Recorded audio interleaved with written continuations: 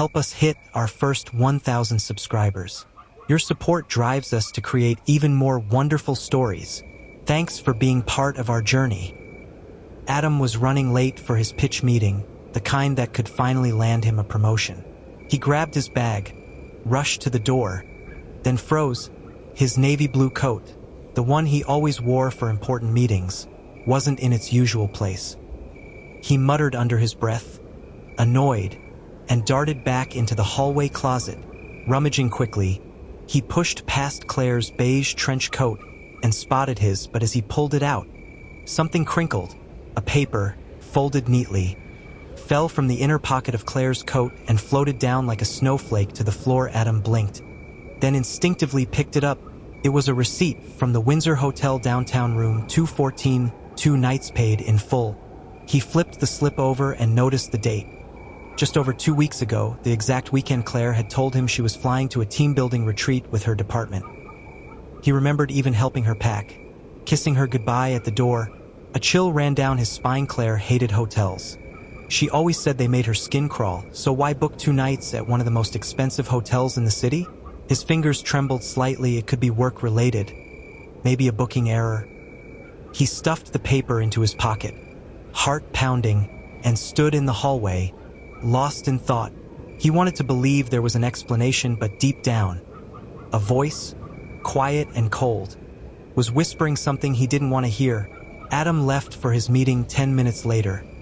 He nailed the presentation, but he couldn't remember a word he said. That night, as Claire returned from her shift with that same tired smile and quick kiss on the cheek, Adam's smile was hollow. His mind was already unraveling threads she never thought he'd pull, and the first one was a crumpled hotel receipt hidden in her coat. Adam couldn't sleep. He lay awake in the dim light of their bedroom, Claire softly snoring beside him. Every creak of the house sounded like a lie breathing in the dark. His mind replayed the moment he found the hotel receipt over and over again. Why hadn't she mentioned anything? Why lie about a team retreat? The next morning, as Claire brewed coffee like she always did, humming a soft tune, Adam tried to act normal. He studied her face. Every blink, every smirk, she looked calm, untouched, as if there was no weight in her world at all. So, how was the retreat? He asked casually. Sipping his mug, Claire didn't flinch. She smiled and said, productive, exhausting. We had a trust-building hike. Then she reached for her toast and kept talking, spinning a vivid tale of bonding games, campfires, and coworkers. But Adam wasn't listening anymore. He was watching her fingers, perfectly manicured, not a scratch, not a single blister from the rocky trail she claimed they hiked. That night, after Claire had gone to bed, Adam opened her laptop. She always kept it locked, but last week, she told him the new password for a grocery list they shared. He typed in Augustus 1991 the name of her childhood cat and birth year. It opened. His pulse surged. He clicked through her files, nothing suspicious, until he saw a folder named Work Trips. He opened it. Inside were dozens of documents and photos. One folder was named Windsor. He clicked. Photos filled the screen. Pictures of the hotel room, fancy dinners, champagne, and Claire. But she wasn't alone. In almost every picture, smiling beside her, was Daniel, the guy from her office Adam had met once at a holiday party. Handsome, charming, a little too smooth. In one photo, Daniel had his arm around Claire's waist. In another, she was leaning on his shoulder, laughing. Adam stared at the screen, breath caught in his throat. This wasn't a misunderstanding. This wasn't work. It was intimacy. It was betrayal. He closed the laptop slowly. His hands were trembling, but his heart had never felt colder. And in that frozen silence, Adam realized something else. Claire hadn't just lied, she'd practiced it. The next morning, Adam watched Claire leave for work with the same breezy smile she always wore. Her kiss on his cheek was light, practiced. It sent a chill down his spine. As soon as the front door clicked shut, Adam didn't hesitate. He opened her laptop again, scanning through more folders. There was nothing else labeled so obviously, but he noticed that one document in the Windsor folder had a timestamp from only 3 days ago. He opened it. It was a reservation confirmation. Another hotel, another city, this time under Claire's name, and Daniel's. The trip was scheduled for the upcoming weekend, a romantic getaway masked as a regional manager conference. Adam sat in the kitchen, stunned. She was planning another weekend of lies while he stayed home, folding laundry and prepping meals for their daughter, Sophie. The betrayal wasn't just between Adam and Claire anymore. It extended to the life they'd built around their little girl, to the bedtime stories Claire whispered with such warmth, to the way Sophie always waited at the door when she heard her mom's car pull in. That afternoon, Adam picked Sophie up from school. She clutched his hand tightly as they crossed the road, talking excitedly about her art project. His heart ached as he watched her. She was innocent, trusting, completely unaware of the storm building around her home. Back at the house, Adam made a decision. He wouldn't confront Claire. Not yet. He needed more than digital clues. He needed truth, undeniable and raw. So he called his old friend Marcus, a private investigator. Adam hadn't spoken to Marcus in years, but the moment he explained the situation, Marcus agreed to help. "I'll get you what you need," Marcus said, his voice steady. "But you have to be sure you're ready to see it." Adam stared out the window, watching Sophie twirl in the yard with her drawing pad. "I already have," he whispered, and with that, the web of pretend around their perfect family life began to unravel. Quietly, methodically, one thread at a time, Marcus arrived the next morning in an old black sedan, tinted windows and a trunk full of discreet surveillance gear. He hadn't changed much. Same calm eyes, same way of speaking, like he already knew what was coming. Adam felt both relief and dread when he saw him. They parked a few blocks away from Claire's workplace, a sleek office building downtown with mirrored glass walls that reflected the lies inside. Marcus handed Adam a pair of high-resolution binoculars. "If she leaves early," Marcus muttered, "we follow." At 4:27 p.m., Claire exited the building. She wasn't alone. Daniel, he walked beside her, too close. Their shoulders brushed once. Then again she laughed at something he said, her head tilting in that way Adam knew too well. Playful, warm, like a secret shared. They didn't get into separate cars. They walked 2 blocks to a side parking garage and climbed into Daniel's car, Claire in the passenger seat. They didn't even look back. Marcus started the engine. They tailed them through the city, careful, far enough to not be noticed, close enough to not lose them. Adam's fists were clenched the entire time, jaw locked, heart beating loud in his ears. The car stopped at a boutique hotel just outside the city, not a chain, not one they'd ever stayed in as a family. This place was intimate, private. Daniel got out first, glanced around, then opened the door for Claire. She stepped out. Smiling, he took her hand. They walked in together. Adam stared at the hotel's glowing sign like it was a neon confirmation of everything he feared. This wasn't an emotional misunderstanding. This wasn't something she'd cry and apologize over. This was a full-blown affair. "Do you want me to go in?" Marcus asked quietly. Adam shook his head. "No." He whispered, "I want it documented." Marcus raised his camera, the shutter clicking like tiny gunshots in the stillness of the car. Each shot, Claire's hand in Daniel's, their faces too close, their bodies brushing, was a knife twisting deeper. Back home, Adam couldn't eat. Sophie noticed. "Daddy, are you sick?" she asked, her big blue eyes searching his face. He forced a smile. "Just tired, baby." He read her favorite bedtime story twice that night, just to stay close to her because everything else was starting to feel like it was falling apart. But Adam wasn't going to shatter. He was going to wait, and when the time came, he would not only confront Claire, he would make sure she remembered every moment she chose to betray the life they built. The next morning, Adam woke up early, but he hadn't really slept. His mind replayed the images Marcus captured. Over and over again, Claire's smile, her hand in Daniel's. It wasn't just betrayal. It was affection. He made breakfast for Sophie in silence, watching her color on the kitchen floor. Her innocence was the only thing keeping him grounded. But today, even her little giggles felt distant. Claire came downstairs dressed sharp, perfume strong, lips perfectly painted. Adam stared at her like she was a stranger. She kissed Sophie on the head and barely glanced at Adam. "I might be home late," she said casually. Adam nodded, hiding the storm behind his eyes.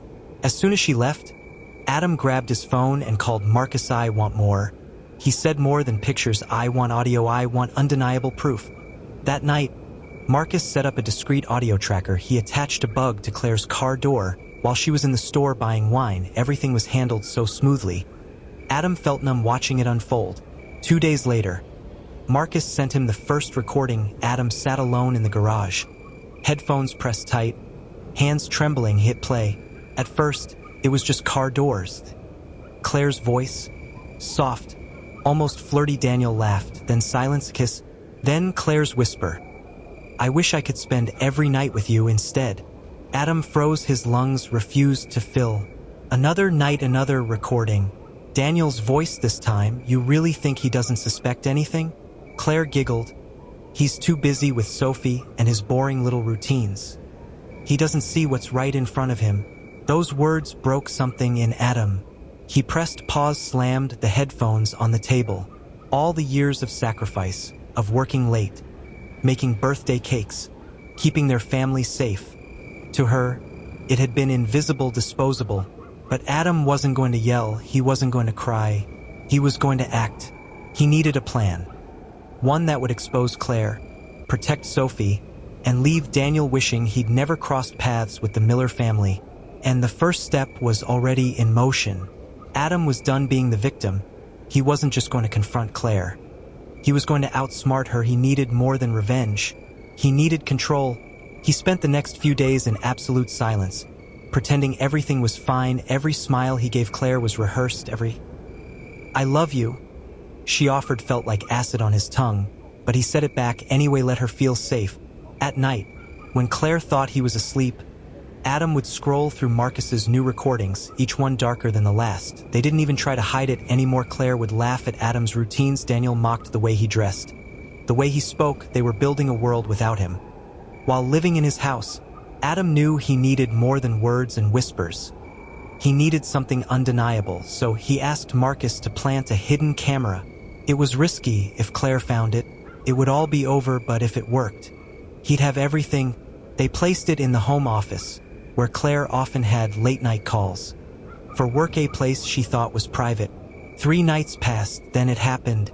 Claire brought Daniel into the office. It was all caught, every touch, every whisper, every betrayal recorded in perfect clarity.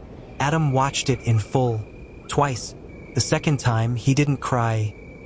He simply opened a new folder on his computer, labeled it Final Proof, and then he began making calls, one to a lawyer, one to a child psychologist, and finally, one to someone Daniel never saw coming.